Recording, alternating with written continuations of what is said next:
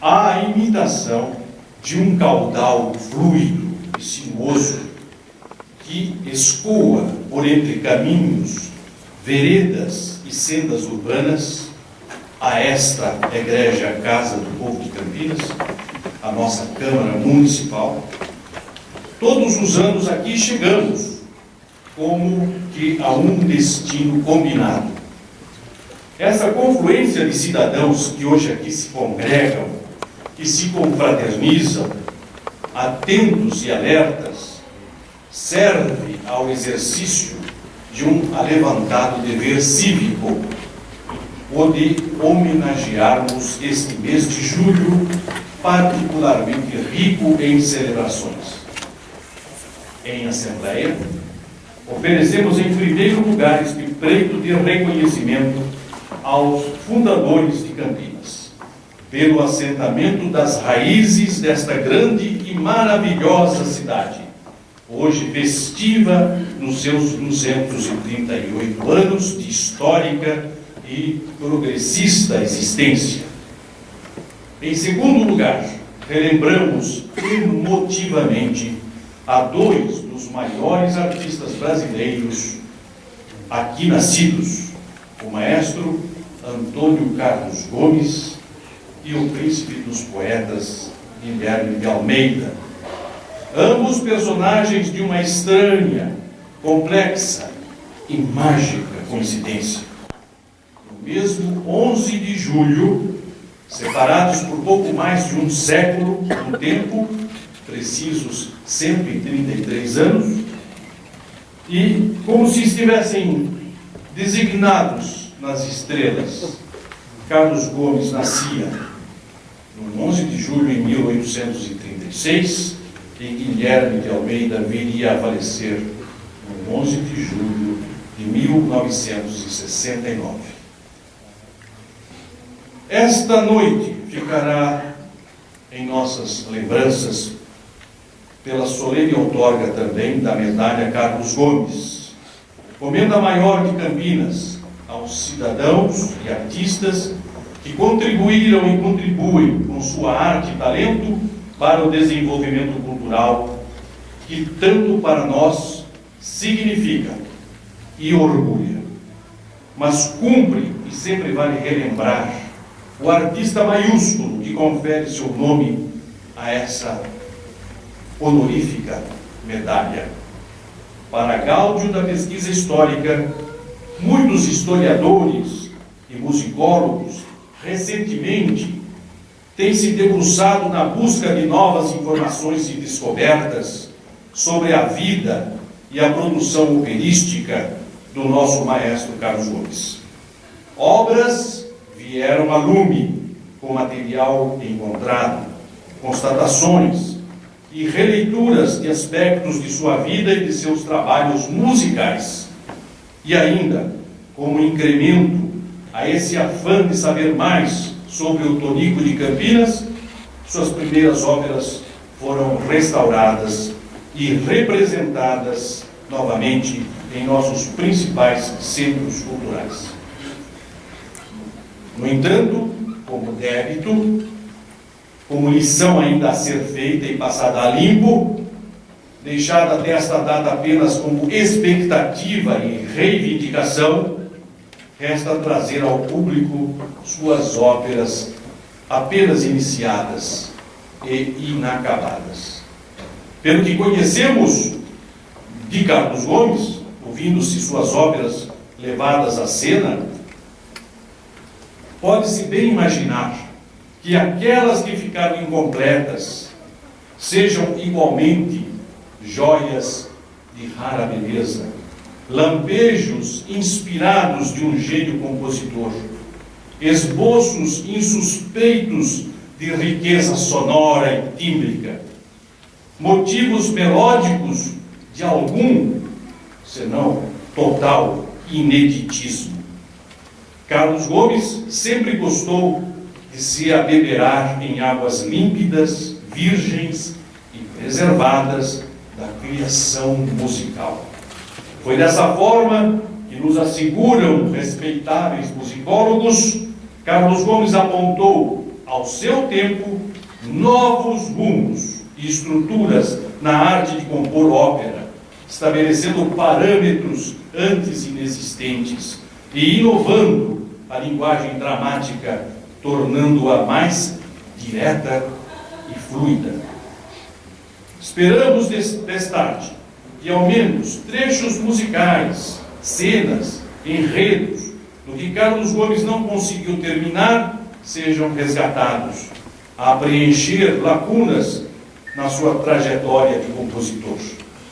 Alinham-se entre essa produção perdida, títulos como Os Mosqueteiros do Rei, que ele começou em 1871 e não terminou, A Máscara, de 1976, Ninon de L'Enclos e Palma, ambas de 1878, Emma de Catânia e Leona, ambas de 1882, Os Ciganos e Outrada, esboçadas em 1884, Morena, em 1887, Cântico dos Cânticos e Kaila, respectivamente iniciadas e deixadas interminadas em 1890 e 1894, portanto 2 anos apenas antes dele falecer.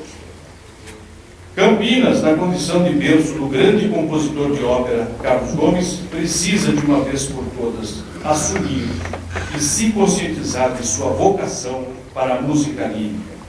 Esta cidade é predestinada para a música erudita desde os albores do século XIX, quando aportou por estas plagas Manuel José Gomes, pai de José Pedro de Santana Gomes e de Carlos Gomes.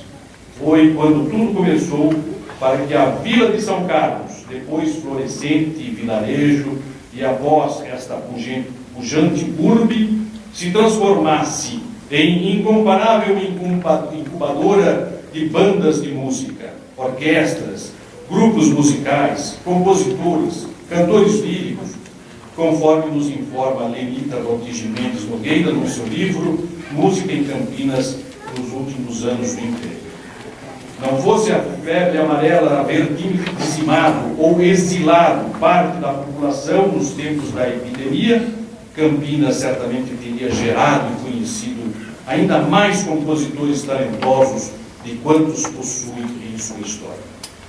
Quantas outras cidades no país ou em outros países podem se orgulhar de possuir em sua história um filho com tal qualidade musical como a que emulou o gênio gomesiano?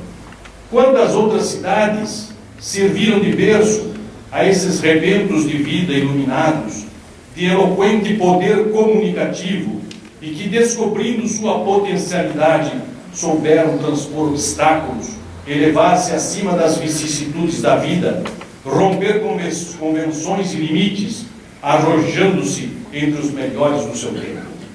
Nesse aspecto, Carlos Gomes foi para Campinas um predestinado, um quase milagre, quando observadas as condições econômicas e sociais da então Vila de São Carlos, de 1836, de menos de 7.000 habitantes, da onde saiu Carlos Gomes para a glória. Ali mesmo, o menino Tonico de Campinas cresceu, cercado pelos instrumentos da banda do pai Maneco Músico. Brincou, limpou, guardou, montou e desmontou, e aprendeu naqueles metais, naquelas madeiras, naqueles bumbos, a arte de produzir sons e harmonias.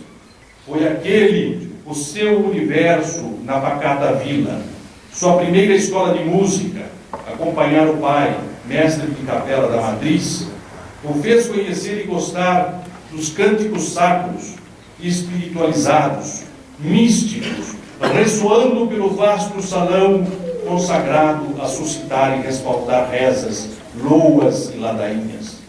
Depois, nos coretos e espaços abertos, entusiasmou-se e vibrou com as clarinetadas, com os bombardinos, trompas e trompetes, marcados pela percussão e pelo seu triângulo, chamado de ferrinhos pelos seus biógrafos.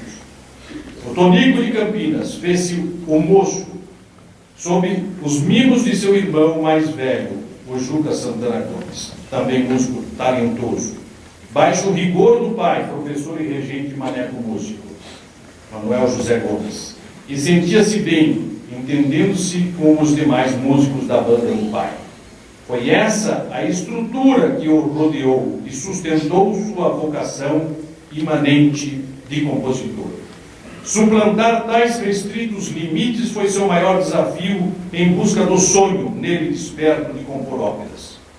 Arthur Imbaçaí, em artigo publicado na Revista Brasileira de Música, assegura: Carlos Gomes não tinha outras ambições que não as da glória, e esta só lhe adviria de suas óperas, sempre opulentas do mais variado colorido que lhe podia oferecer a música inspirativa. A ambição do dinheiro nunca o preocupou. Mercê de sua grande capacidade de conceber sonoridades e organizar e dirigir suas óperas, confrontar e ultrapassar os prosaicos problemas da vida, jamais se abatendo ou se deixando derrotar, Carlos Gomes elevou o nome de Campinas até o seu pedestal glorioso, rompeu as fronteiras internacionais e fez de seu torrão natal um nome conhecido e reconhecido nos continentes. Sua obra não foi esquecida pelos grandes teatros mundiais, onde ainda é executada e aplaudida. Encerrando, cumprimentando de antemão a todos os agraciados com a comenda Carlos Gomes, relembro aqui Benedito Otávio em A Morte do Condor, onde ele compõe versos dedicados ao maestro Carlos Gomes. Apresentava o gênio em melodia rara, o afeto de Cecília, a dor cruel de Guilara. Da Tudor a paixão, do Condor o revés, e o doce murmurar do calmo Paraíba, e o orriço no rugir dos fortes aimorés, de Salvador o esforço, e do mar ao ribombo, a esperança a fulgir nos olhos de Colombo, os medonhos parcéis passando sem temor. E ao som da sinfonia, assim clamava a glória: Gênio, tu viverás nas páginas da história, ó águia portentosa, impávido condor. Muito bem.